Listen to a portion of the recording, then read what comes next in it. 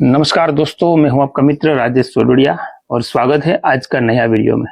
दोस्तों, यह वीडियो का कहानी और इसका मर्म और संदेश हमें आप अंत में दिखाएंगे। आप अंत तक जुड़े रहिए। तो आइए सुनते एक बहुत सुंदर और शानदार कहानी।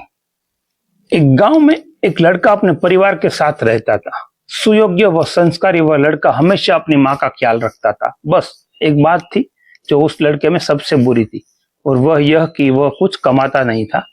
लड़के के थोड़े और बड़े होने पर माँ ने उसका यह सोचकर विवाह कर दिया कि विवाह के बाद जिम्मेदारी आने लगेगी और लड़का खुद ही कमाने लगेगा। परंतु विवाह के बाद भी लड़के की दिनचर्या में कोई फर्क नहीं हुआ।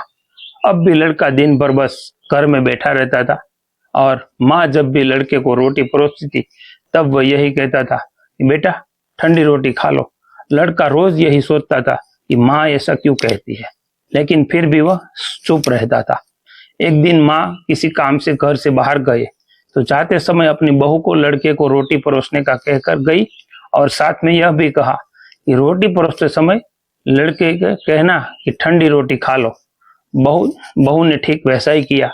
जब लड़का आया तो उसे रोटी परोसते समय ठंडी रोटी खाने का कहा। जैसे ही लड़के की पत्नी ने ठंडी रोटी खाने का कहा तो लड़के को गुस्सा आ गया। उसने सोचा, पहले तो सिर्फ माँ ठंडी रोटी खाने का कहती थी, लेकिन अब तो मेरी पत्नी यह भी कहने लगी, और वो भी इसमें से सीख गई है। उसने अपनी पत्नी से पूछा, आखिर रोटी गर्म है, साग गर्म है, तो फिर तुम मुझे क्यों कहती हो कि ठंडी रोटी खा लो? ऐसा क्यों बोलती हो?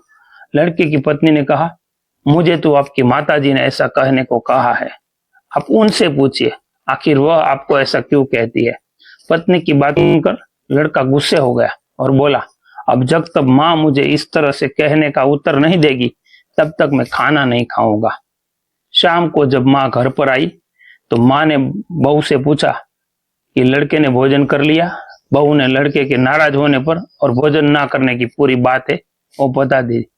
थोड़ी देर बाद लड़के ने माँ से पूछा, माँ पहले तो सिर्फ मुझे तू ठंडी रोटी खाने का कहती थी, लेकिन अब मैं तेरी बातों का बुरा नहीं मानता था, पर अब जब मेरी पत्नी मुझे यूं कहती है तो आखिर तुम सब मुझे गर्म रोटी को ठंडा रोटी खाने का क्यों कहती हो? माँ ने लड़के को पूछा, बेटा ठंडी रोटी किसे कहते हैं? लड़के ने कहा, सुबह या कल की बनाई हुई रोटी है उसको ठंडी रोटी कहते हैं। लड़के की बात सुनकर माँ ने कहा, बेटा अब तू ही देख, तेरे पिताजी का कमाया गया जो धन है वो ठंडी रोटी है। गर्म ताजी रोटी तो तब होगी जब तू कमा कर लाएगा। माँ की बात सुनकर लड़का माँ की बात समझ गया और बोला, माँ अब मैं समझ गया हूं कि जो व्यक्ति खुद धन कमाने लायक नहीं होता है उसका कहीं भी सम्मान नहीं होता है, मान नहीं होता है, वैल्यू नहीं होता है। आज से मैं खुद कमा कर लाऊंगा और परिवार को ताजी रोटी खिलाऊंगा। कथा का सार, वार्ता का सार है, विवाह होने के बाद ठंडी रोटी नहीं खानी चाहिए, अपनी कमाई हुई धन रोटी खानी चाहिए। अब आप ही सोचिए, भगवान राम के वनवास के दौरान जब रावण मां सीता को छेड़ कर ले गया, किसी भी रामायण में यह नहीं लिखा हुआ था कि भगवान राम ने अपने भाई भरत को यह समाचार दिया हो, भरत रावण मेरी पत्नी को छल पूर्वक ले गया है, तुम आकर मेरी सहायता करे। क्यों? क्योंकि मर्यादा पुरुषोत्तम राम यह समझते थे कि विवाह किया है तो अपनी स्त्री की रक्षा अपने को खुद के करनी चाहिए। अपना कर्तव्यों का पालन हमें करना चाहिए, वो हमारा धर्म है। उन्होंने अपनी भुजाओं के बल से पहले सुग्रीव की सहायता की, उसके बाद में सुग्रीव से सहायता मांगकर मां सीता की रक्षा की। इसीलिए विवाह भी तभी करना चाहिए जब स्त्री और बच्चों का पालन पोषण करने की क्षमता हो।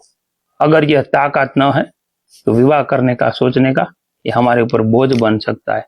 दोस्तों, कैसी लगी ये कहानी आप हमें कमेंट करके बताइए, और ऐसी कहानी और वीडियो देखने के लिए हमारे आईडी को फॉलो कीजिए, यूट्यूब चैनल को सब्सक्राइब कीजिए, लाइक शेयर करके आपका प्रतिभाव है हमें जरूर से दीजिए। Thank you. जय हिंद, जय भारत, जय जय गरवी गुजरात।